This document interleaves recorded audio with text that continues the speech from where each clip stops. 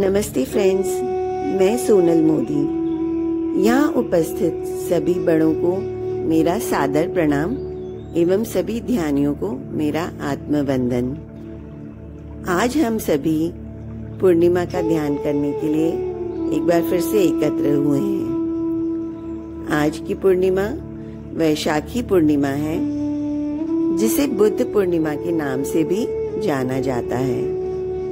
इस पूर्णिमा का शास्त्रों में भी विशेष महत्व बताया गया है। इस दिन दान, पुण्य और धार्मिक कार्य करने का कुछ विशेष महत्व है। ऐसी मान्यता है कि वैशाख पूर्णिमा पर ही भगवान विष्णु के 9वें अवतार माने जाने वाले महात्मा बुद्ध प्रकट हुए थे। इस दिन को बौद्ध धर्म के लोग उत्सव के रूप में मनाते हैं।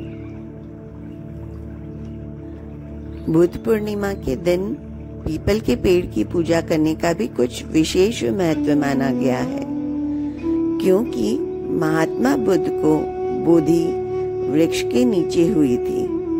बोधि वृक्ष पीपल का पेड़ है, इसलिए पीपल की वृक्ष की पूजा करना इस दिन कुछ विशेष फलदायी होता है। ऐसे तो महात्मा गौतम बुद्ध के बारे में हम सभी जानते हैं, फिर भी उनका एक संक्षिप्त परिचय मैं देना चाहूंगी, जिसके बारे में मुझे कुछ जानकारी तो किताबों के माध्यम से मिली है और कुछ दूसरे मास्टर्स को सुनकर मिली है। महात्मा गौतम बुद्ध का वास्तविक नाम सिद्धार्थ गौतम था। उनका जन्म एक राजघराना परिवार में हुआ था। वे बचपन से ही कुश्ती, घुड़दौड़, तीर कमान एवं रथ दौड़ाने में निपुण थे। ऐसा कहा जाता है कि सिद्धार्थ बचपन से ही दूसरों का दुख नहीं देख पाते थे। उनके पास सांसारिक सभी सुख सुविधाएं होने के बावजूद जब भी वे किसी दूसरे का दुख देखते तो असहाय हो जाते।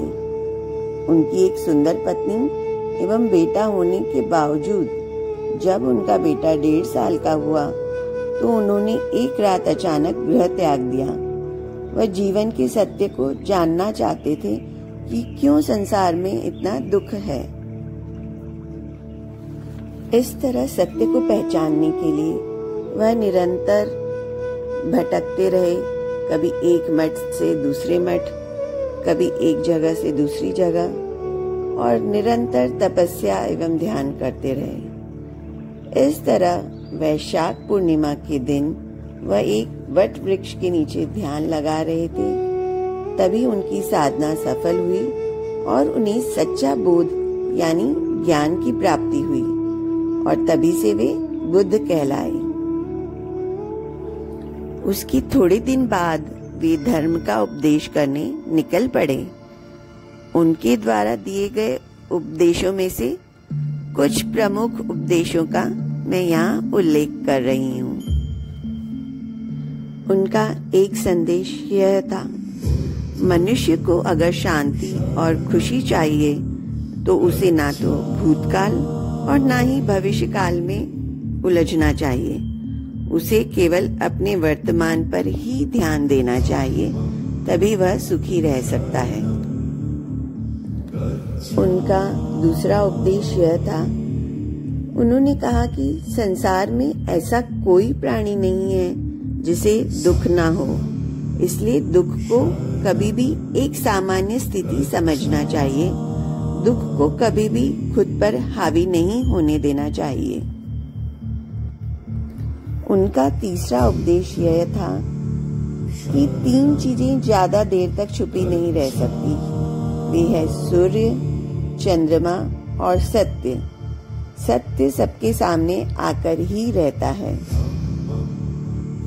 उनका चौथा उपदेश था, बुराई से बुराई कभी खत्म नहीं होती। घृणा को तो केवल प्रेम द्वारा ही समाप्त किया जा सकता है। उनका 5वां संदेश यह था, अपदीपो भव। आप अपने दीपक स्वयं बने, मतलब आप अपने कार्यों के लिए किसी दूसरे पर निर्भर नहीं रहें और आप वह स्वयं करें। तो आइए फ्रेंड्स, आज भगवान गौतम बुद्ध की चेतना से जुड़ने के लिए हम आज का ध्यान शुरू करते हैं। तो इसके लिए सर्वप्रथम हम अपनी आंखें कोमलता से बंद कर लें और अब हमें अपने सभी देवी देवताओं, इष्ट देवी और देव, संत महापुरुषों, आध्यात्मिक सहायकों और महात्मा गौतम बुद्ध की चेतना एवं उनके दिव्य आशीर्वाद का आवाहन करेंगे। महात्मा गौतम बुद्ध की चेतना से जुड़ने के लिए, जैसे कि उनको बोधि पीपल के वृक्ष के नीचे हुई थी, तो हम भी सभी ध्यानी ऐसा महसूस करेंगे कि हम भी एक पीपल के वृक्ष के नीचे बैठे हैं और सभी मिलकर ध्यान कर रहे हैं।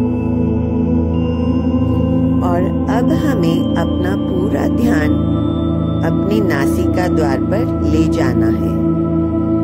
हमें धीरे से गहरी लंबी सांस लेनी है और धीरे से गहरी लंबी सांस छोड़नी है। ऐसा हमें 3 बार करना है। धीरे से सांस लेना और धीरे से सांस छोड़ना। इस तरह हम अपने शरीर को एकदम शिथिल कर देंगे और अपना सारा ध्यान बस सांसों के आवागमन पर लगाए रखेंगे। और इस तरह अपने सांसों की गाड़ी बनाकर हम अपने शरीर की आंतरिक यात्रा पर निकल पड़े हैं।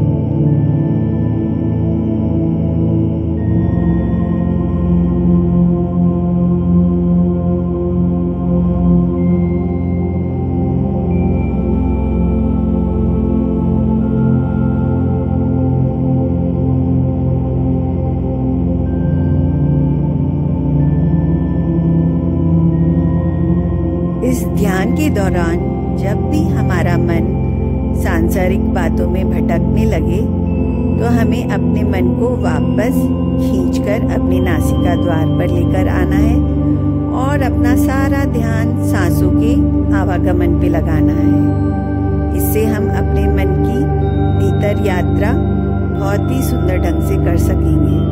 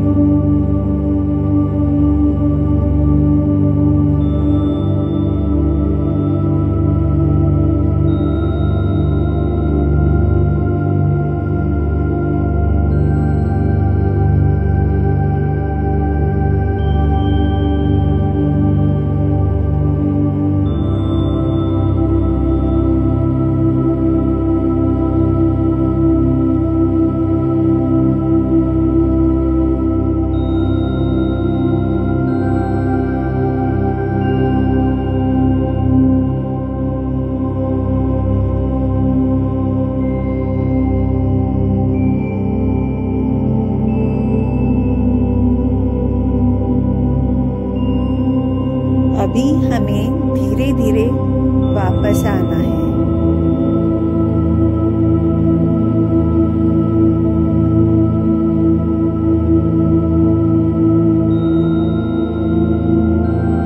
अभी हमें मन ही मन सभी देवी देवताओं और महात्मा गौतम बुद्ध को मन से धन्यवाद कहना है, क्योंकि उन्होंने आज के ध्यान में हमें अपनी दिव्य शक्ति एवं दिव्य ऊर्जा से परिपूर्ण कर दिया है।